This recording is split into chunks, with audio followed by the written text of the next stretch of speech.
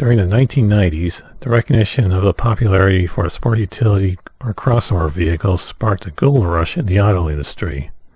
The vehicle type's adventurous off-roading physique, decent mechanical equipment, and a design that maximizes interior space for abundant passenger comfort and cargo room evolved from being appreciated by a loyal niche to appealing to a mainstream. This growth also coincided with the luxury car category being disrupted by a vehicle known as the Hummer, establishing a new status icon for the turn of the century. The Hummer's allure around the turn of the century encouraged brands such as Lincoln, Cadillac, BMW, and Porsche to make their first forays into what would become a vibrant luxury sport utility sector. Along with these existing brands entering the sport utility market, one company envisioned using the category in reviving the name of an old American automotive icon. In the early 1960s, the Studebaker Corporation was struggling under the pressure of a consolidated American auto industry. An ambitious new vehicle was created in an attempt to improve the fortunes of Studebaker, sculpted by a team led by esteemed industrial designer Raymond Lully. The vehicle given form was the Studebaker Avanti, a handsome, fiberglass-bodied, 8-cylinder powered luxury sport coupe.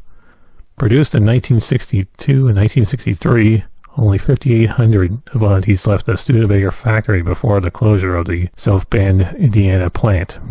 When the vehicle ceased production, a group of Studebaker dealers bought the equipment and the rights to build the Avanti. Under the newly established Avanti Motor Corporation, production of the car restarted in low numbers. From the 1960s through to the 2000s, vehicles featuring the Avanti's striking unique appearance were built under various corporate owners, with a convertible and even a somewhat clumsily executed four-door sedan variant later appearing. Avanti Motor Corporation's final owner, Michael E. Kelly, bought the company in 1999 and reintroduced the car in 2001, assembled in the state of Georgia. In addition to selling two-door coupe and convertible versions of the Avanti, as well as replicas of a late 1950s Lister sports car, the small car builder began sharing details of a sport utility vehicle. In a reversal of fate, Avanti sought to revive the mark that created it. A ruggedly proportioned Avanti Studebaker XUV was formally unveiled at the 2003 Chicago Auto Show. This conceptual mock-up revealed an unmistakable off-roader appearance, with bulky fenders, aggressive front bumper guard, large tires, and a high ground clearance.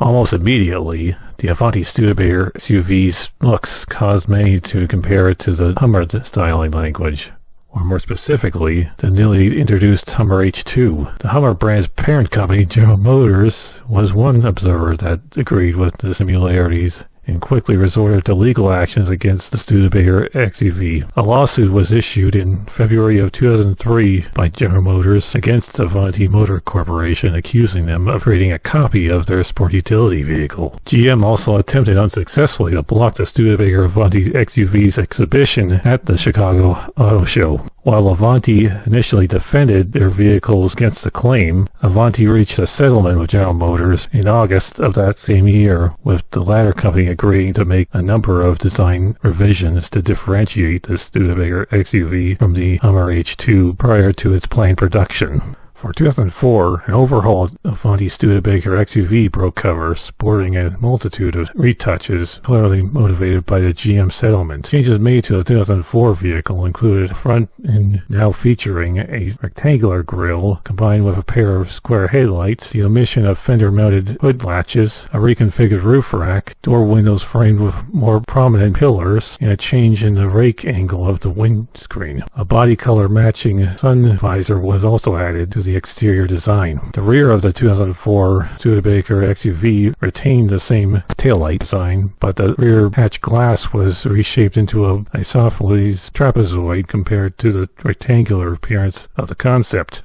Another major change saw the rear passenger doors replaced with the conventional front-hinged variety. The 2003 concept rear doors were possibly rear hinge, judging from the location of the door handles, unless the black trim piece running up behind the door represents some type of glide for a van-style sliding door. That can't be confirmed, as there appears to be no images of the Avanti Studebaker XUV's doors opened.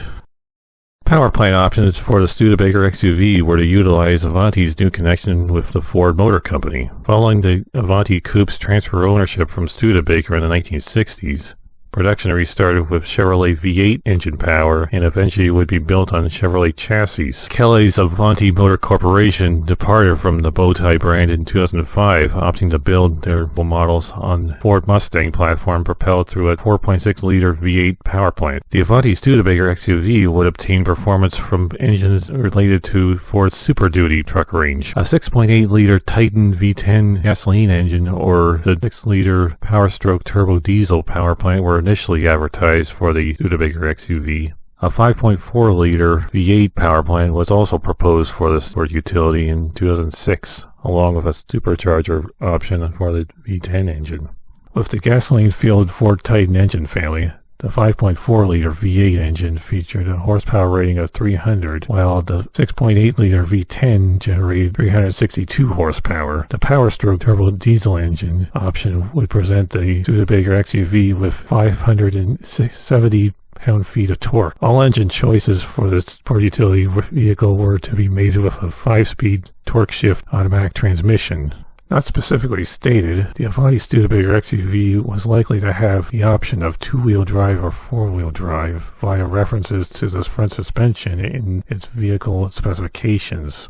Suspension details gave away the Studebaker XUV's additional connections to the Ford Super Duty line, with the Avanti vehicle being likely based on the truck's chassis. The 137-inch wheelbase and 80-inch width of the Avanti Sport Utility vehicle mirrors that of the Super Duty-based Ford Excursion. The Avanti Studebaker XUV's overall length was 16.7 inches less than the Excursion at 210 inches. Website information also teased the availability of a dual rear wheel variant of the Studebaker XUV. However, no concepts, either real or virtual, ever appeared to exist of such a model.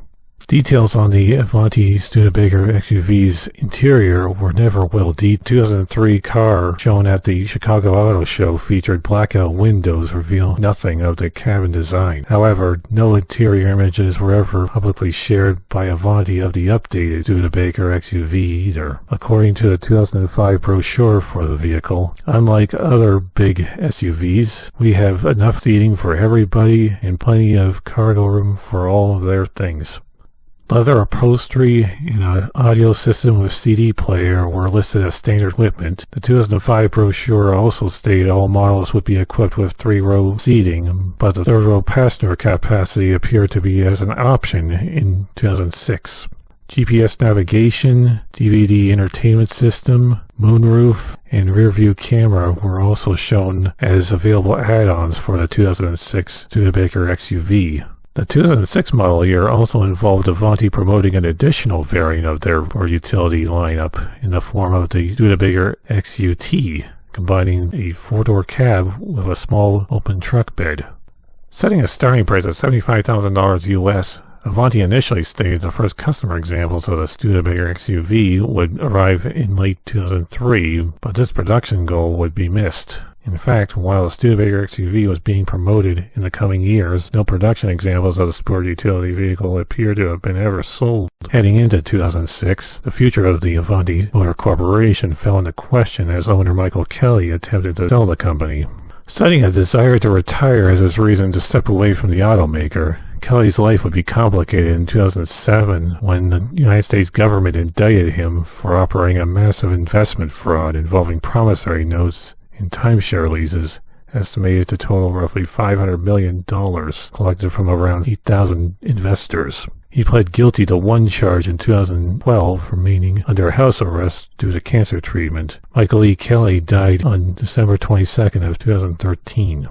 The potential for production of the Avanti Studebaker XUV shipped in 2006 as the Avanti Motor Corporation appeared refocused in the sale of the classic Avanti car, along with the Ford 4.6-liter V8, a V6 powered version, as well as a supercharged V8 option were being touted. The 2006 year would also see the automaker relocate operations from Villarica, Georgia to a facility in Cancun, Mexico. The final Avanti models were sold in 2007, with the company behind the car being dissolved shortly after. While at best the Avanti Studebaker would have enjoyed limited production as a niche luxury vehicle, major economic issues, including years of high gas prices, would have hindered sales even if Avanti Motor Corporation would have survived.